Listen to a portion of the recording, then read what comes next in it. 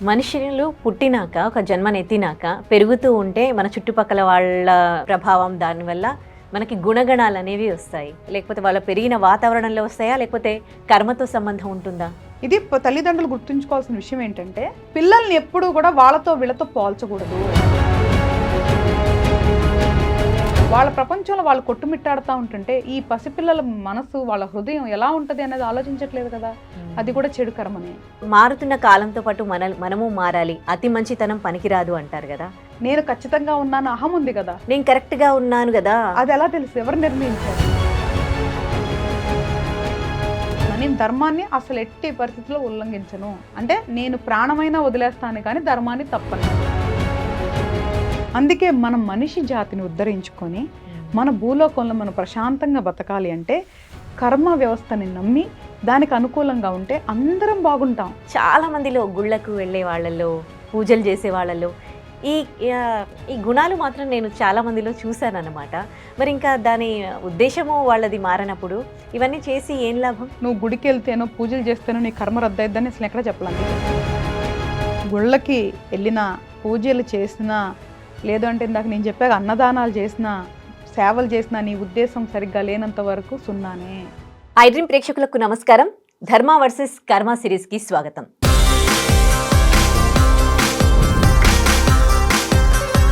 మనము ప్రతిసారి కూడా ఈ ధర్మ వర్సెస్ కర్మ కార్యక్రమంలో కర్మ గురించి తెలుసుకుంటూ ఉన్నాము. అయినప్పటికీ కర్మకి సంబంధించి చాలా మందికి చాలా డౌట్స్ ఉన్నాయి. ఇవాళ కర్మ గురించి పూర్తి క్లారిటీగా తెలుసుకుందాం. ప్రతిసారిలాగే ఈసారి కూడా మనతో త్రివణ గురుపీఠం హీలింగ్ కర్మ గైడింగ్ సోల్ వ్యవస్థాపకురాలు, ప్రముఖ ఆధ్యాత్మికవేత్త డాక్టర్ హరిత గోగినేని గారు ఉన్నారు. మాట్లాడదాం. నమస్తే అండి. నమస్తే శ్రీ. మనుషులు పుట్టినాక ఒక జన్మనెత్తినాక పెరుగుతూ ఉంటే మన చుట్టుపక్కల వాళ్ళ ప్రభావం దానివల్ల మనకి గుణగణాలు అనేవి వస్తాయి. అంటే వాళ్ళు మంచి క్యారెక్టరా, లేకపోతే వాళ్ళకి కోపిస్టియా, లేకపోతే ఇవన్నీ కోపము, ఇవన్నీ ఈ ఫీలింగ్స్ ఉంటాయి కదా, ఎమోషన్స్ అనేవి. సో వాళ్ళ పెంపకంలో వస్తాయి కదా. అవి పెంపకంలో లేకపోతే వాళ్ళ పెరిగిన వాతావరణంలో వస్తాయా, లేకపోతే కర్మతో సంబంధం ఉంటుందా? ఎవరైతే మనం ఇప్పుడు పుట్టుతారో తల్లి, వాళ్ళ గుణగణాలు ఇట్లా ఉండాలని కొన్ని నిర్ధారించబడతాయి, కొన్ని పరిసరాల వల్ల కూడా వస్తాయి. అదే కదా మనం అనేది. ఇప్పుడు నేనేమని చెప్పాను కిందాక, ఈ ఒక పరిస్థితి వచ్చినప్పుడు ఎలా నువ్వు దానికి రియాక్ట్ అవ్వాలో అదే నువ్వు. దాని నుంచే కదా ఫలితాలు వచ్చేది. అంటే కొన్ని మన చేతుల్లో ఉంటాయి. ఇప్పుడు ఒక మనిషి నిన్ను మనం తిట్టాడు, ఇప్పుడు ఆ మనిషిని తిట్టాలా, కొట్టాలా, క్షమించాలా ఎవరి చేతుల్లో ఉంటుంది? మన చేతుల్లోనే ఉంటుంది. అలాంటి చాలా వరకు మన చేతుల్లో ఉంటాయి. ఇప్పుడు నువ్వు చెప్పిన ఏదైతే వ్యక్తిత్వం అనేది పరిసరాల చేతుల్లో కూడా ఉంటాయి, ముఖ్యంగా తల్లిదండ్రుల చేతుల్లో. ఇది తల్లిదండ్రులు గుర్తుంచుకోవాల్సిన విషయం ఏంటంటే, పిల్లల్ని ఎప్పుడూ కూడా వాళ్ళతో వీళ్ళతో పోల్చకూడదు. నువ్వు ఇట్లాగా అన్నప్పుడు నువ్వు చెప్పిన ఆ వ్యతిరేకత, ఆ చెడు స్వభావం అనేది పిల్లల్లో చిన్నగా పెరుగుతుంది. ఎప్పుడు కూడా పిల్లల్ని ఎవరితో పోల్చొద్దు. ఈ ప్రపంచంలో ఎవరిలాగా ఉండాల్సిన అవసరం లేదు. ఎవరికి వాళ్ళే. నువ్వు నేను కలిసి జీవించాలంటే నిన్నుగా నేను అంగీకరించాలి, నువ్వు నన్నుగా అంగీకరించాలి. అది తల్లిదండ్రులైనా, భార్యాభర్తలైనా, స్నేహితులైనా, ఏ బంధమైనా సరే ఎవరిలాగా వాళ్ళు ఉండాలి. ఒకరిని ఒకరు మోసం చేసుకోకూడదు, ఇబ్బంది పెట్టకూడదు. అప్పుడు వరకు మనం ప్రకృతి ధర్మాన్ని పాటిస్తున్నట్లే. ఏదైతే ఒక ఇంట్లో భార్యాభర్తలు గొడవ పడతా ఉంటారు, వాళ్ళ ఇష్టానికి, వాళ్ళ కోపాలకి, వాళ్ళ ఆవేశానికి, అది పిల్లల మీద ఎంత ప్రభావం చూపిస్తుంది అనేది వాళ్ళు ఆలోచించరు. అంటే వాళ్ళు చాలా చెడు కర్మను పోగేసుకున్నట్లే. ఎందుకంటే ఒక బిడ్డలకి మార్గదర్శనం కావాల్సిన తల్లిదండ్రులు, గురువులు కావాల్సిన తల్లిదండ్రులు వాళ్ళ స్వార్థాలతో, వాళ్ళ అహాలతో వాళ్ళ ప్రపంచంలో వాళ్ళు కొట్టుమిట్టాడుతూ ఉంటుంటే ఈ పసిపిల్లల మనసు, వాళ్ళ హృదయం ఎలా ఉంటుంది అనేది ఆలోచించట్లేదు కదా. అది కూడా చెడు కర్మనే. వాళ్ళ అలవాట్లు కూడా పిల్లల మీద ప్రభావం చూపిస్తూ ఉంటాయి. రోజు ఒక తండ్రి ఇంటికి తాగి వస్తూ ఉంటాడు, తల్లి చక్కగా తిరిగి వస్తూ ఉంటుంది ఆవిడకి నచ్చిన బట్టలు వేసుకొని. పిల్లలు కూడా అలాగే చాలా వరకు తయారయ్యేదానికి అవకాశం ఉంటుంది. కానీ ఇక్కడ పిల్లలు కూడా ఏం నిర్ణయించుకోవాలి అంటే, ఇలా అయితే జీవితం ఇలా ఉంటుంది కాబట్టి అలా అవ్వకూడదు అని కూడా వాళ్ళు స్వతహాగా నేర్చుకొని కొన్ని మారాలి. కాకపోతే చిన్నపిల్లలు కదమ్మా, అందరూ ఒకేలాగా ఉండదు. ఆల్రెడీ వాళ్ళ గ్రహాలు బలహీనంగా ఉండి కుటుంబం బలహీనంగా ఉన్నప్పుడు ఎలా వాళ్ళు ఇదవుతారు చెప్పు? ఉమ్, చాలా మంది యోధుల్ని తయారు చేసే వాళ్ళల్లో తల్లిదండ్రుల పాత్ర చాలా ఉంటదమ్మా. ఉమ్, ఇప్పుడు ఛత్రపతి శివాజీ 15 ఏళ్ళకి యుద్ధం చేసి గెలవటం ఏంటి చెప్పు నువ్వు? ఉమ్, వాళ్ళ తల్లి తల్లి, పాత్ర అవును, ఎంత ఉంది మన అవును. చరిత్రలు చెప్తున్నాయిగా. అలాగే ప్రతి బిడ్డ వెనకాల తల్లిదండ్రుల పాత్ర మంచైనా చెడైనా చాలా వరకు ప్రభావితం ఉంటుందమ్మా. తల్లిదండ్రులుగా వాళ్ళ ధర్మం పాటించటమే వాళ్ళది ఫస్ట్ ముఖ్యమైన పని. అది కాదని చెప్పి మిగతా అన్నిట్లో శ్రద్ధ పెట్టి వీళ్ళకి ఫోన్లు, గ్యాడ్జెట్లు, టీవీలు ఇస్తున్నారు కదా తల్లి, అది కూడా చెడు కర్మనే. ఇప్పుడు చాలా పెద్ద చెడు కర్మ అదే ఇప్పుడు నడుస్తుంది మనకి. ఇప్పుడు మన జనరేషన్లో నడిచే పెద్ద చెడు కర్మ అదే. వాళ్ళ భవిష్యత్తు ఏంటి తల్లి? వాటికి బానిస అయిపోయి వాళ్ళ వాళ్ళ వాళ్ళ మైండ్ ఎలా పనిచేస్తుంది తల్లి? వాళ్ళ జీవితం ఏంటి? అదే మంచి పుస్తకాలు ఇవ్వు, కలర్ బుక్స్ ఇవ్వు, లేదా యాక్టివిటీస్ పెట్టించు. నువ్వు బిజీగా ఉంటున్నావా, వాళ్ళని కూడా వాళ్ళకి తగ్గట్టుగా కొన్ని పనులు అప్పగిచ్చి వాళ్ళని కూడా చూసుకుంటూ నీ కర్తవ్యాన్ని నువ్వు నెరవేర్చు. వాళ్ళకి భవిష్యత్తును చిన్నప్పుడే నలిపేస్తుంటే ఇంకా రేపు పెద్ద అయిన తర్వాత ఎలా ఉంటుంది తల్లి? ఈరోజు రేపు నువ్వు చూస్తుంటే మొత్తం కూడా క్రూరత్వమే అయిపోయింది. అవును. అసలుకి ఇప్పుడు ఈరోజు రేపు ఎంత వైలెన్స్, ప్రతిదాని కొట్టుకోటాలు, చంపుకోటాలే. ఇంతకుముందు మనం గొడవలైన బయటకు వచ్చినాయి అంటేనే చాలా వింతగా ఉండేది. ఇప్పుడు ప్రతిదానికి రెండో పెళ్లి చేసుకుందని చంపేయటం, ఇష్టపడలేదు అంటే చంపేయటం, మనం వేరే వాళ్ళని ఇష్టపడ్డారంటే చంపేయటం. ఎక్కడికి వెళ్తున్నామమ్మా? ఇదే వీటికి చాలా తీవ్ర కర్మలు ఉంటాయి. కాబట్టి కర్మ అనేది ఒక వ్యవస్థ. తర్వాత ఇందాక నేను చెప్పాను కదా తల్లి, స్వర్గం నరకం. స్వర్గం నరకం అనేది ఫైనల్ డెస్టినేషన్ కాదు. అందరూ అంటారు స్వర్గం నరకం ఉన్నప్పుడు మళ్ళీ ఎందుకు ఇక్కడ మనం ఇవన్నీ అనుభవిస్తున్నాం, కర్మ అనేది ఏంటి అంటారు. కర్మ అనే వ్యవస్థలో స్వర్గం నరకం అనేది రివార్డ్స్, అంటే బహుమతులు, శిక్షలు. ఓకే, అంటే మనం చేసిన ఈ భూలోకం ఇది భూమి కదా తల్లి. భూమి అనేది మనం ఒక క్లాస్ రూమ్ అనుకో, కర్మ అనేది ఒక ఎడ్యుకేషన్ సిస్టమ్ అనుకో, వ్యవస్థ. నువ్వు చదువుకుంటున్నావు, మధ్యలో నువ్వు ఎగ్జామ్స్లో అద్భుతమైన మార్కులు వచ్చినాయి నీకు, అప్పుడు నిన్ను రివార్డ్ ఇచ్చి అవార్డు ఇస్తారు కదా. గ్రాడ్యుయేషన్ ఇస్తారా? ఇవ్వరు కదా. నీదేదైతే ఫైనల్ గ్రాడ్యుయేషన్ ఉందో అది మోక్షం. ఓకే, అర్థమైందా తల్లి? నువ్వు లేట్కి వెళ్ళావు అనుకో, లేదా ఏదైనా మిస్బిహేవ్ చేసావు అనుకో, ఏం చేస్తారు? మనకి పనిష్మెంట్ ఉంటుంది. దానివల్ల నీకు రాదు కదా, ఫైనల్ కంప్లీట్ అవ్వవు కదా, అది పనిష్మెంట్ అంటే శిక్ష. దానివల్ల నువ్వు గ్రాడ్యుయేషన్ కంప్లీట్ చేయలేవు. అంటే నీకు మధ్యలో వరం వచ్చినా, బహుమతి వచ్చినా, శిక్ష వచ్చినా నువ్వు కంప్లీట్ చేయలేదు కదా. అవి మధ్యలో తాత్కాలికమైన రివార్డ్స్ లాంటివే.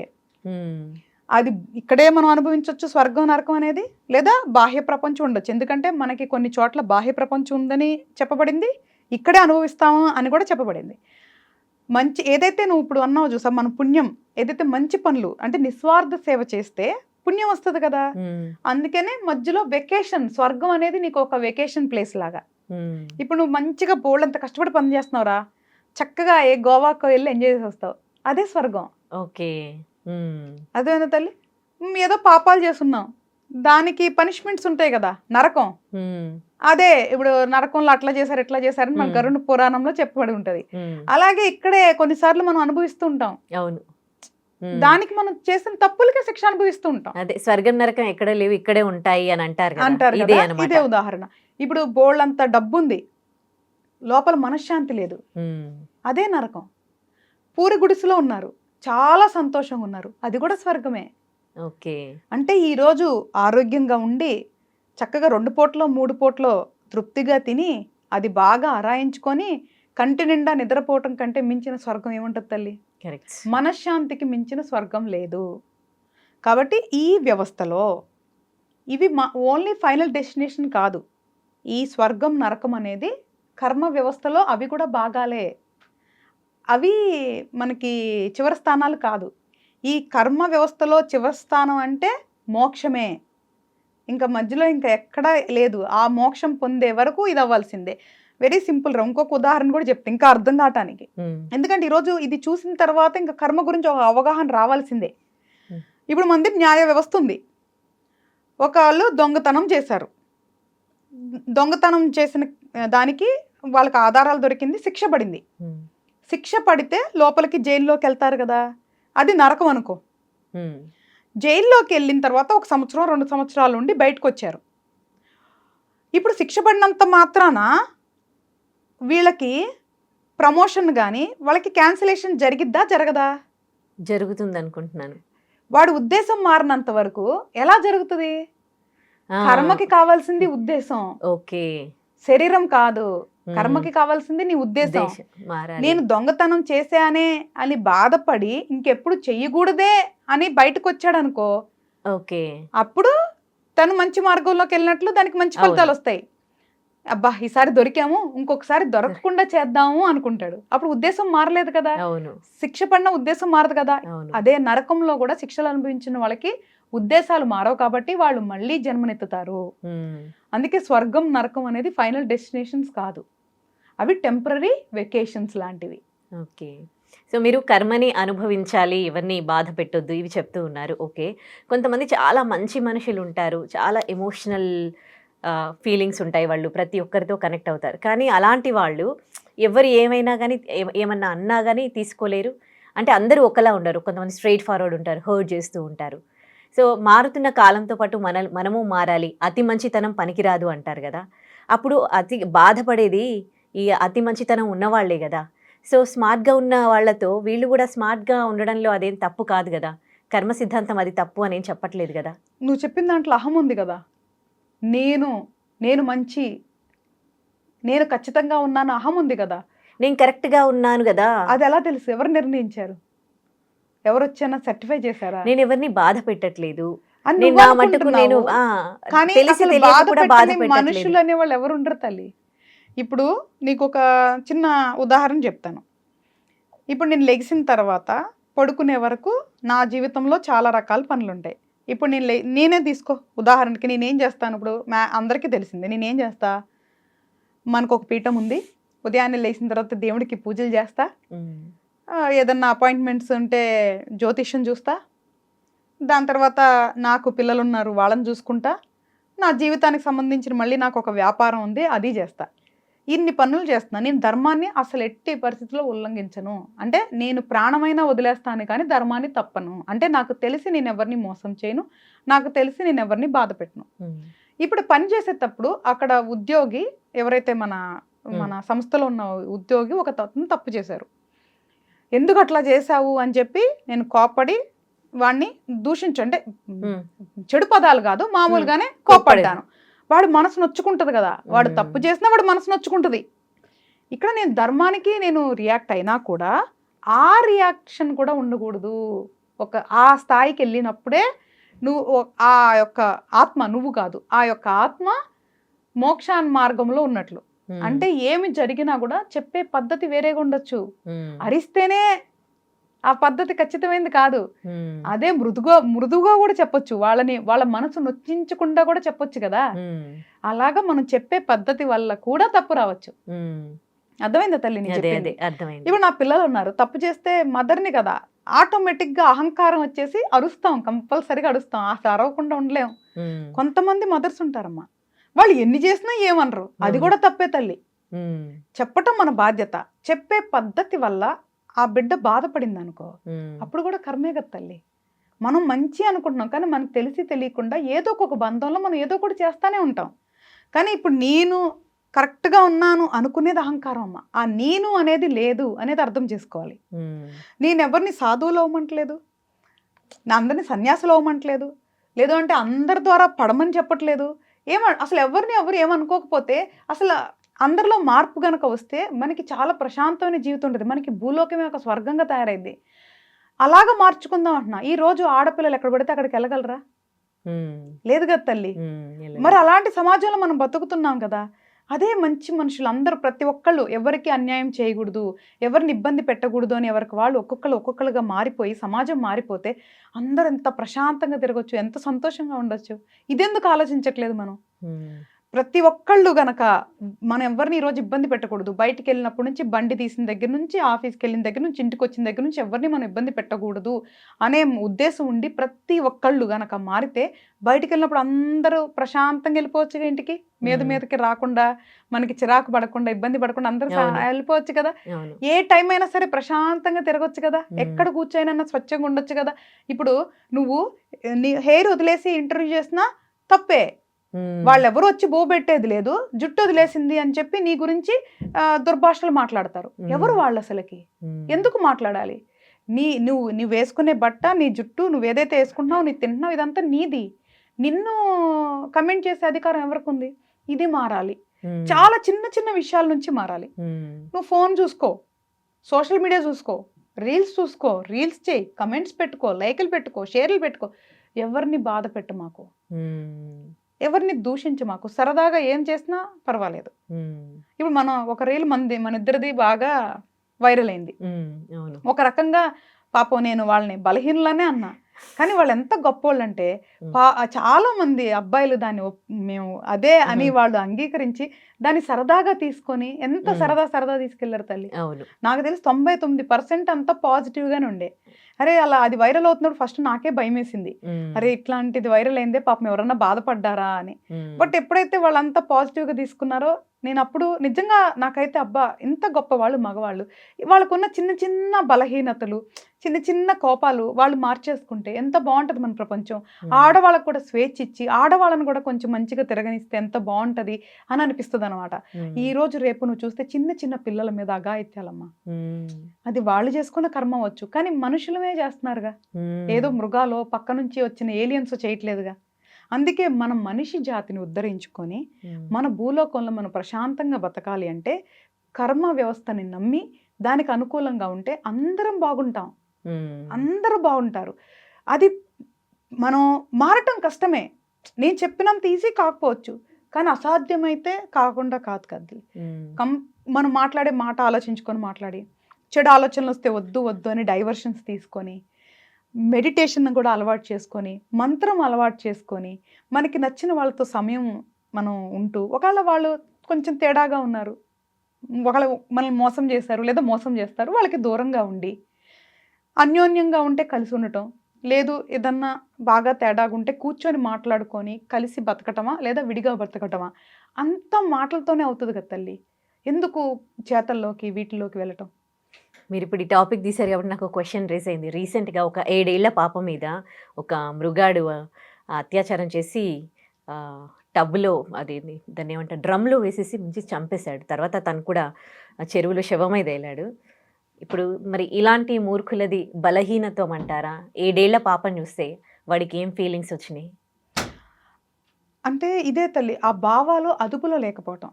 నేను ఇందాక అదే చెప్పా, ఉద్దేశం అంటే భావమే కదా, అవి అదుపులో ఉండాలి.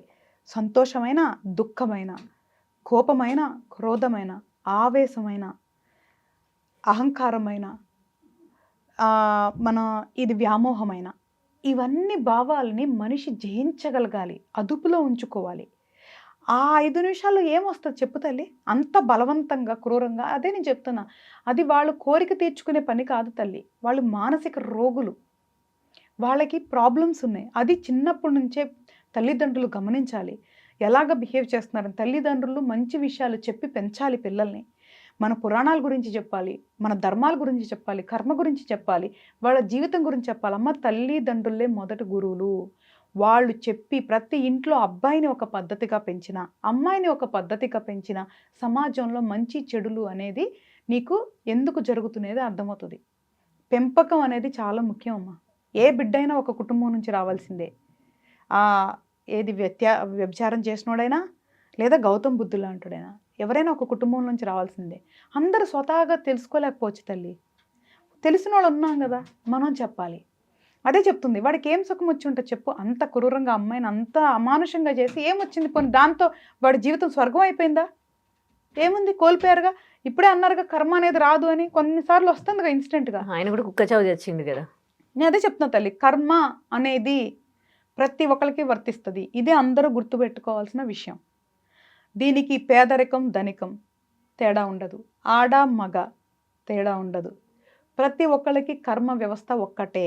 ఎప్పుడైతే ప్రకృతిలో ఉన్న మానవ ధర్మాన్ని ఉల్లంఘిస్తారో కర్మ అనేది మొదలవుతుంది. కర్మ 3 స్థానాల్లో ఉంటుంది: ఆలోచన, మాట, మన ప్రవర్తన. ఈ మూడిట్లో ఎప్పుడైనా మన ధర్మాన్ని బ్రేక్ చేస్తే అప్పుడు కర్మ అనేది యాక్టివేట్ అవుతుంది. దానికి సంబంధించిన మంచి చెడు ఫలితాలు వెంటనే రావచ్చు, రోజుల తర్వాత రావచ్చు, నెలల తర్వాత రావచ్చు, సంవత్సరం తర్వాత రావచ్చు, మరు జన్మలో కూడా రావచ్చు.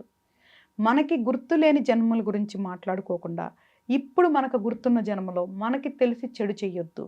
వీలైతే మంచి చేద్దాం, లేదా అసలు చెడైతే చెయ్యొద్దు. మంచి చేయకపోయినా పర్వాలేదు కానీ చెడు చెయ్యొద్దు.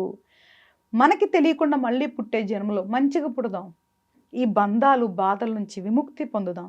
మన భూలోకాన్ని స్వర్గంగా మార్చుకోవచ్చు. అందరం గనక ఒక వ్యవస్థగా దీన్ని తీసుకొని మనం అందరం కలిసికట్టుగా పనిచేసి మన మానవ జాతిని పెంపొందించుకుంటే ఎన్నో చేయొచ్చు తల్లి. దేశంలో ఎవరెవరో ఎన్నెన్నో కనిపెడుతుంటే మనోళ్ళు ఇలాంటివన్నీ చేస్తున్నారు. దీనికి న్యాయ వ్యవస్థ లోపం కూడా ఉంది తల్లి. అది ముఖ్యమంత్రులు, ప్రధానమంత్రులు వాళ్ళు చూడాలి. వాళ్ళు ఎప్పుడైతే ఒక ఆడదానికి రక్షణ కల్పించలేని దేశం కూడా ఏం దేశం తల్లి? అలానే మగవాళ్ళకు కూడా రక్షణ లేని ప్రదేశాలు ఉండొచ్చు. నేను అదే చెప్తున్నా. ఒక మనిషిగా మాట్లాడదాం. ఒక మనిషికి రక్షణ లేన వ్యవస్థలో మనం బతుకుతున్నాం తల్లి. మళ్ళీ ఈ నాయకుల కోసం కొట్టుకుంటా ఉంటారు. వాళ్ళు ఏం త్యాగాలు చేశారో నాకు తెలియట్లా. అందుకనే మన పరిధిలో మనకి తెలిసి ఏ తప్పు చెయ్యకుండా కర్మ వ్యవస్థలో మనం పడకుండా మంచి జీవితాన్ని అనుభవించి మళ్ళీ జన్మ అంటూ ఉంటే మంచిగా పుట్టాలి. కాబట్టి మంచిగా ఉందాము, కర్మను అర్థం చేసుకోండి అని నేను చెప్తున్నాను.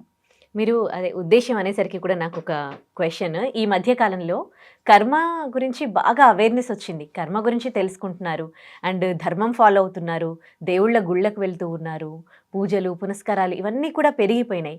కానీ దాని ముఖ్య ఉద్దేశం మనలో ఉన్న స్వార్థం, ఈర్ష్య, అసూయ ఇవన్నీ ఉండొద్దు అని. కానీ చాలామందిలో గుళ్ళకు వెళ్ళే వాళ్ళల్లో, పూజలు చేసే వాళ్ళల్లో ఈ గుణాలు మాత్రం నేను చాలామందిలో చూశాను అన్నమాట. మరి ఇంకా దాని ఉద్దేశము వాళ్ళది మారనప్పుడు ఇవన్నీ చేసి ఏం లాభం? నువ్వు చూస్తే తల్లి, నేను ఇప్పుడు మనం చెప్పిన దాంట్లో ఎక్కడా కూడా నువ్వు గుడికి వెళ్తేనో పూజలు చేస్తేనో నీ కర్మ రద్దయిద్దని అసలు ఎక్కడ చెప్పాలి. అందుకనే గుళ్ళకి వెళ్ళినా, పూజలు చేసినా, లేదంటే ఇందాక నేను చెప్పాక అన్నదానాలు చేసినా, సేవలు చేసినా నీ ఉద్దేశం సరిగ్గా లేనంత వరకు సున్నానే. తప్పు చేసే వాళ్ళకి దైవం తోడు ఉంటుంది అంటాం మూర్ఖత్వం. అప్పుడు దైవం ఎందుకు అవుతుంది? ధర్మాన్ని పాటిస్తేనే దైవం అని ఖచ్చితంగా చెప్పబడింది. నువ్వు చూసిన సిద్ధ గురువులు కూడా అదే చెప్పారు. దైవం, ధర్మం ఇదే మానవ జాతికి రక్షణ. వాళ్ళు అహంకారంతో చేస్తున్నారు. నువ్వు చూస్తే చాలామంది దేవుడికి నేను అది ఇచ్చాను అంట. దేవుడికి నువ్వెవరు ఇవ్వటానికి? నాకు అర్థం కాదు ఏంటంటే అహంకారం ఎక్కడది? దేవుడికి నువ్వేంది ఇచ్చేది? నాకు అర్థం కావట్లేదు. నువ్వు చూస్తే తల్లి అహంకారం, నేను దేవుడికి అవి చేపించాము. ఏదన్నా చేస్తా కూడా చాలా షో ఆఫ్. అసలు అబ్బా వీడియోలు, దానికి ఫోటోలు, రీల్స్ ఎందుకు తల్లి? ఈ మాట నేను మాడతా, నాకు పూర్తి హక్కు ఉంది తల్లి. ఇప్పుడు మన త్రివణ గురుపీఠం వీడియో ఛానల్లో కానీ ఎక్కడన్నా ఏ రోజన్నా నేను పూజ చేస్తా ఒక వీడియో నీకు కనిపించిందా? లేదు, చూడలేదు. మనోళ్ళు కూడా నేను తీయొద్దనే చెప్పాను. నీకు గుర్తుంది లేదా? ఆ రోజు నేను పూజ చేసేటప్పుడు వచ్చినప్పుడు కూడా మన కెమెరా వాళ్ళని కూడా నేను తీయొద్దాను. ఎందుకంటే దైవత్వం అనేది ఒక భావం తల్లి. అది ఏమన్నా కమర్షియల్ యాడ్సా? దేవుడికి పూజలు చేస్తా కూడా ఓ రీల్స్ పెడుతూ ఉంటారు. అవసరం లేదు తల్లి. నేనేమంటున్నానంటే అహంకారం అంటున్నా. దాంట్లోంచి బయటికి రండి. దైవం చాలా సుపీరియర్ పవర్. ఒకటే గుర్తుపెట్టుకోండి, ఉద్దేశం ఎప్పుడైతే స్వచ్ఛంగా ఉంటుందో ఆ ఒక్క ఆరాధనకే దైవం దిగొచ్చేది. డబ్బుకో, మీరు పెట్టే నగలకో, వెండి వస్తువులకో కాదు. దేవుడికి ఏదైనా, ఇప్పుడు నీకు పంచలోహాల్లో ఏ లోహమైనా దేవుడికి ఒకటే కదా తల్లి. దేవుడు సృష్టించిన దాన్ని దేవుడికి ఇవ్వటం ఏంటి అసలుకి? అదెంత మూర్ఖత్వం, ఎంత అహంకారం అని చెప్పి అక్కడ అయిపోయింది కదా వాళ్ళ జీవితం. నేనేం చెప్తున్నానంటే సామాన్యులకు కానీ, బాధపడే వాళ్ళకి కానీ ఒకటే గుర్తుపెట్టుకోండి, వాళ్ళు చేసుకున్న పుణ్యం కొద్దీ ఈ జన్మలో వాళ్ళకు ఒక మంచి జీవితం వచ్చి ఉండొచ్చు. ఇప్పుడు వాళ్ళ పనులు బట్టి వాళ్ళ భవిష్యత్తు నిర్ణయించబడి ఉంటుంది. వాళ్ళు బాగున్నారు అని మనం బాధపడాల్సిన అవసరం లేదు, మనం బాగోలేదు అని బాధపడాల్సిన అవసరం లేదు. ఇలా ఎందుకు మనం ఉన్నామంటే ఏదో చేసుంటాము అని అంగీకరించి ఇప్పటి నుంచి తెలిసి ఏమీ చెయ్యొద్దు. పూజలు ఏదైతే మనం చేస్తామో, మంచి ఉద్దేశంతో ఏదైతే ధర్మాలు సేవలు చేస్తామో అవి తప్పకుండా కాపాడతాయమ్మా. అవి ఎక్కడికి పోవు, నీ అకౌంట్లో జమ అవుతూ ఉంటాయి. కొన్ని సంచిత కర్మని మనకి రద్దు చేస్తూ ఉంటాయి. ఆగామి కర్మలో ఏదైనా చిన్న తెలిసి తెలియక చేసి రద్దు చేస్తూ ఉంటాయి. మళ్ళీ పుట్టే జన్మకి ఇవి తోడ్పడతాయి. అందుకనే దైవారాధన చెయ్యండి. మీకు నచ్చిన దైవాన్ని మీరు పూజించుకోండి. మీకు పూర్తి హక్కు ఉంది. మీకు నచ్చిన దైవాన్ని పూజించే పూర్తి హక్కు ఉంది. ఒకటే, మీరు నాకు దైవాన్ని పూజించినా పూజించకపోయినా ధర్మం పాటించండి చాలు. అప్పుడు కర్మ ట్రిగర్ అవ్వదు. నువ్వు ఏ పూజలు చేయకుండా శ్రీ, నువ్వు ధర్మంగా ఉన్నావంటే నువ్వే చాలా గొప్పదానివి. నేను 100 పూజలు చేసి నేను ధర్మంగా లేను అంటే అసలు ఎందుకు పనికిరాను. కొంతమంది నాస్తికులు ఉంటారుగా, వాళ్ళు ధర్మాన్ని ఫాలో అవ్వరు. కానీ వాళ్ళు ఒకవేళ మంచి వాళ్ళు అనుకోండి, వాళ్ళకేం కర్మ ఇది కదా. ధర్మాన్ని ఫాలో అవ్వకపోతే మంచి ఎక్కడ ఉంది తల్లి? ధర్మమే కదా మంచి అంటే. యా, ఒకవేళ నాస్తికులు ఉంటారు, దేవుళ్ళని నమ్మరు. నా తల్లి, మన మన యొక్క శాస్త్రంలో, మతంలో గొప్ప విషయం ఏంటో తెలుసా? ఎప్పుడు కూడా నీకెక్కడ నువ్వు చూడు, భయం అనేది ఉండదు మన దాంట్లో. నువ్వు దేవుణ్ణి నమ్మాలి, లేదంటే నీకు శిక్ష ఉంటుంది, మన దాంట్లో లేదు తల్లి. నీకు అదంతా నీకు స్వేచ్ఛ ఉంది. నీకు ఉన్న దేవుళ్ళు, మన దగ్గర దేవుళ్ళు ఎంతమంది ఉంటారు, నెక్కిరిస్తారు కదా, ఏం పర్వాలేదు తల్లి. మనకంత స్వేచ్ఛనిచ్చారు. నీకు ఇష్టమైన దేవుణ్ణి నువ్వు పూజించుకో అనే స్వేచ్ఛ మనకుంది. వీళ్ళనే పూజించాలి అన్న మన దగ్గర ఎక్కడా కూడా రూల్స్ లేవు తల్లి. అసలు పూజించాలి అన్న రూల్ కూడా లేదు తల్లి. నువ్వు ధర్మాన్ని పాటించు, నీ జీవితం బాగుంటుందని మన శాస్త్రంలోనే చెప్పబడింది. నిన్ను నువ్వు తెలుసుకో అని చెప్పబడింది. నువ్వు అసలు ఈ ప్రయాణం ఏంటి, నువ్వేంటో తెలుసుకో, అసలు నిజమేంటో తెలుసుకో అని చెప్పబడిన గొప్ప శాస్త్రం తల్లి. ఎందుకు తల్లి నీకు ఫారినర్స్ మన శాస్త్రాల్ని పొగుడుతున్నారు, లేదు అంటే అనుసరిస్తున్నారు? ఎవరు? మనం వెళ్ళేమన్నా చెప్పినామా? లేదు కదా. ఎందుకంటే మన దాంట్లో చాలా విషయాలు ఉన్నాయి తెలుసుకోవాల్సినవి. అవి తెలుసుకోమంటున్నారు. నువ్వు ఎవరు దేవుడు అనుకుంటే వాళ్ళే. దానికి అసలు విగ్రహారాధన అయితే కావాలంటే చేసుకో, లేకపోయినా పర్వాలేదు. మన దగ్గర ఎక్కడా కూడా రిస్ట్రిక్షన్స్ లేవు తల్లి. అదే ఇప్పుడు మైనస్ కూడా అయిందేమో, మన దగ్గర తెలీదు. మన దగ్గర ఎక్కడ బలవంతం లేదు తల్లి. నువ్వు దేవుణ్ణి నమ్మాలి, నువ్వు బలహీనంగా ఉండాలి, నమ్మకపోతే శిక్ష వస్తుంది, నరకం వస్తుంది, మన దగ్గర లేదు తల్లి. మనది గొప్ప అద్భుతమైన శాస్త్రం తల్లి, అర్థం చేసుకోండి. ఎవరైతే ఇప్పుడు చెప్తారు కదా, మత మార్పిడి చేస్తారు కదా తల్లి చాలామంది, మన మతం మీద కనుక మీకు నమ్మకం లేకపోతే నా దగ్గరికి రండి, నేను నిరూపిస్తా మన మతంలో గొప్పతనం ఏంటో. మన మతంలో మీరు ఏం సాధించుకోవచ్చో నేను చూపిస్తా మార్గం. అదే తల్లి నేను చేసే పని, మార్గం చూపించటమే. అందులో మీరు నడవండి, మీకు పూర్తి స్వేచ్ఛ ఉంటుంది తల్లి. ఇక్కడ ఎలాంటి నీకు ఏమంటారు బంధాలు, బాధలు ఏముండవు తల్లి. మన దగ్గర ఫ్రీ అంటే నువ్వు నిన్ను ప్రతి బంధం నుంచి ఫ్రీ చేసుకోమని చెప్పే శాస్త్రం తల్లి, గొప్ప శాస్త్రం ఇది. ప్రెసెంట్ పరిస్థితుల్లో ఈ కర్మను తెలుసుకోవాల్సిన ఆవశ్యకత ఏ మేరకు ఉందంటారు? పూర్తి స్థాయిలో ఉంది నాన్న. ఎందుకంటే ఇప్పుడున్న జనరేషను చాలా మంచి పిల్లలు ఉన్నారు నాన్న, కానీ వాళ్ళకి సరైన మార్గదర్శకులు లేక ఫోనులకి ఎడిక్ట్ అయిపోవటం, కొంచెం ఫిజికల్ వాటికి ఎడిక్ట్ అయిపోవటం, లేదు అంటే ఈ క్రూరత్వానికి ఇదైపోవటం జరుగుతుంది. ఇప్పుడున్న జనరేషన్ గనక పూర్తి స్థాయిలో కర్మను అర్థం చేసుకొని ఎటు చెడు మార్గంలోకి వెళ్ళకుంటే అద్భుతాలు సృష్టించవచ్చు. మళ్ళీ వచ్చే జనరేషన్స్కి మార్గదర్శకాలు కావచ్చు. అందుకనే తెలిసి ఏ తప్పు చేయకండి, మీకు నచ్చినట్లే బతకండి. తెలిసి ఏ తప్పు చెయ్యొద్దు, తెలిసి ఎవరిని బాధ పెట్టొద్దు. ఎప్పుడైతే ఇది కనుక మీరు మొదలు పెడతారో అప్పుడే మీకు మంచి జరుగుతుంది. మీరు ఇంకో విషయం కూడా గమనించండి. ఇప్పుడు నేను, లేదు అంటే కొంతమంది గొప్ప వాళ్ళు ఉంటారు, వాళ్ళ దానికి ఎవరో కొంతమంది బ్యాడ్ కమెంట్స్ పెట్టారనుకో, వాళ్ళకి ఇన్స్టెంట్గానే రిజల్ట్స్ వస్తాయి తల్లి. కర్మను అర్థం చేసుకోవాలి అనుకుంటే మీరు ఎవరైతే చెడు కమెంట్స్ పెట్టుంటారుగా, ఇప్పుడు నీ మీద పెట్టినా 100% వస్తాయి తల్లి. ఎందుకు? నువ్వు ఒక మంచి ఉద్దేశంతో ఇంటర్వ్యూ చేసావు, వాళ్ళు ఎవరిని నువ్వు బాధ పెట్టలేదు, నలుగురికి తెలిసే విషయాలు నా దగ్గర నుంచి రాబట్టి నలుగురికి పంచుతున్నావు. అంటే నాతో పాటు నువ్వు కూడా ఈక్వల్గా చాలా గొప్ప పని చేస్తున్నావు మంచి విషయాలు తెలియజేయటంలో. నీ మీద ఎవరైనా చెడు కమెంట్స్ పెట్టారనుకో తల్లి, వాళ్ళకి చెడు తప్పకుండా తిరిగి వస్తుంది. వాళ్ళు ఆత్మ పరిశీలన చేసుకోవాలి. ఇది పెడతాం వల్ల నేనేం సాధించాను, దీనివల్ల నా కుటుంబానికి నాకు ఏదన్నా వస్తుందా, దీనివల్ల నా భవిష్యత్తు వస్తుందా, పోనీ మీ ఇంటి రెంట్ వచ్చిద్దా, ఏమొస్తుంది? అదే ఏమి చెడుగా పెట్టకపోయి ఉంటే. అంటే ఇది వాళ్ళ పైశాచిక ఆనందం అనుకోవాలా? వాళ్ళేంటి మరి? స్వచ్ఛంగా పైశాచిక ఆనందమే. ఒకరిని బాధ పెట్టి వాళ్ళు ఆనందం పొందుతూ ఉన్నారు. అదే వాళ్ళ ఆలోచన స్థాయిలో అలా ఉన్నారు. అందుకే నా ఆలోచనల నుంచే మార్పు జరగాలి. మన ఆలోచనలు స్వచ్ఛంగా ఉండాలి. చెడు వస్తే అమ్మ, మనం మనుషులం, చెడు ఆలోచనలు రావు అని నేను అంటలా. వచ్చినప్పుడు వాటిల్ని సప్రెస్ చేయండి, వాటిని అదుపు చేయండి అంటున్నా. చెడు ఆలోచనలు అదుపు చేసి మంచిగా ఉండాలి, మంచిగా ఉండాలి, మంచిగా ఉండాలని 1000 సార్లు అనుకోండి, మంచే జరుగుతుంది. మీ జీవితం బాగుంటుందని 1,00,000 సార్లు అనండి, ప్రకృతి వింటది, మంచే ఇస్తుంది. మంచి ఆలోచనలే మంచినిస్తాయి. ఇది మీరు ట్రై చేసి చూడండి. మీరు ఇప్పుడు చాలా పనులు చేస్తూ ఉంటారు కదా తల్లి, రకరకాల వంటకాలు చేస్తూ ఉంటారు, రకరకాల కాస్మెటిక్స్ యూజ్ చేస్తుంటారు, రకరకాల రీల్స్ చేస్తుంటారు కదా. మంచి ఆలోచనలు, మంచిగా బతకటం కూడా ప్రయోగం చేసి చూడండి, జీవితం ఎంత మంచిగా ఉంటుందో చూడండి. మనం ఏదైతే కోరుకుంటామో అదే జరుగుతుంది నాన్న, అది మంచి అయినా చెడైనా. మన జ్ఞానానికి, తెలివితేటలు, టాలెంట్కి కర్మకి ఏమైనా సంబంధం ఉంటుందా? ఎందుకంటే ఒక్కొక్కరికి ఒక్కో రేంజ్లో ఉంటుంది. టాలెంట్ అనేది, కమ్యూనికేషన్ స్కిల్స్ అనేవి ఒక్కొక్కరి ఒక్కోలా ఉంటాయి కదా.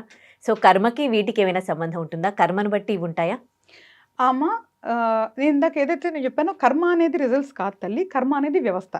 మళ్ళీ చెప్తున్నా, మనం చేసుకున్న కర్మల వల్ల మన జీవితం ఎలా ఉండాలని రాసేసి ఉంటుంది. దాని అనుకూలంగా ఉంటాయి, మనకి కొన్ని క్వాలిటీస్ వస్తాయి. మనకి లేని వాటిని కూడా మనం పెంపొందించుకోవచ్చు రోజు కసరత్తు చేసి.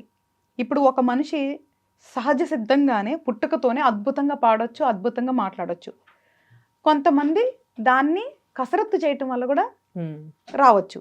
ఏది కూడా పుట్టుకతో రావాలని లేదు. నువ్వు అన్నట్లు కొన్ని మనకై మనం తెచ్చుకోవచ్చు. రెండోది జ్ఞానం అన్నావు చూసావు తల్లి, అదే అదే ఫైనల్ డెస్టినేషన్. జ్ఞానంతో కర్మని జయించవచ్చు. ఇప్పుడు నేను చెప్తున్నాను చూసావు కదా తల్లి, అజ్ఞానులే అంధకారంలోకి వెళ్ళి వేరే వాళ్ళని అవమానించాలి, వేరే వాళ్ళని బాధపట్టాలి, వేరే వాళ్ళని చెడు చేయాలని ఆలోచిస్తారు.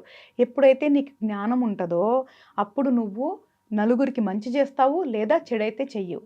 జ్ఞానం అన్నావు చూసావా, అదే అల్టిమేట్ పవర్ అమ్మ. అన్నిటికీ మూలం అదే. నీకు ఎప్పుడైతే మనం జ్ఞానం సంపాదిస్తామో కర్మని జయించవచ్చు తల్లి. నేను మాట్లాడేది నిజమా కాదా అనేది ట్రై చేసి చూడమంటున్నా. నేను రెడీగా ఉంటా ఛాలెంజ్ తీసుకోవడానికి. నేను మీకు చూపిస్తా, కర్మని నమ్మినా ధర్మాన్ని నమ్మినా జీవితాన్ని ఎలా మార్చుకోవచ్చో నేను చూపిస్తా. వేరే మతాలే కాదు, మన మతంలో నేను చూపిస్తాను ఏదైతే. అండ్ ఈ ధర్మ కర్మ అనేది హిందూ మతానికే కాదు తల్లి, మనిషికి సంబంధించింది. కానీ ఇప్పుడు అలా అని చెప్పి వేరే మతం వాళ్ళు వచ్చి నేనేం చేయమని అడగలేను. కాబట్టి అట్లీస్ట్ ఈ మతంలో ఉన్న వాళ్ళన్నా మారండి. మన మతాన్ని మనం కించపరచుకోవద్దు. మన మతంలో మనం ఏదన్నా మంచి చేస్తున్న వాళ్ళని కించపరచవద్దు. అంతకు మించిన పాపం ఏముందమ్మా. అమ్మ పెట్టదు అడుక్కు తినేదని ఒక సామెత ఉంది తల్లి. ఎలాగో వాళ్ళు చేయరు, చేసే వాళ్ళని కూడా దూషించటం ఎందుకమ్మా? అందుకే అంటున్నా, వీలైతే మంచి చేయండి, లేదా వద్దు. మంచి చేసే వాళ్ళని కించపరచమాకండి. కర్మ గురించి చాలా బాగా తెలియజేశారు. ఈ ఎపిసోడ్తో కర్మ గురించి చాలా మందికి ఉన్న డౌట్స్ అన్ని క్లారిఫై అయ్యాయి అనుకుంటున్నాను. థ్యాంక్ యూ సో మచ్ అమ్మా. థ్యాంక్స్ అండి.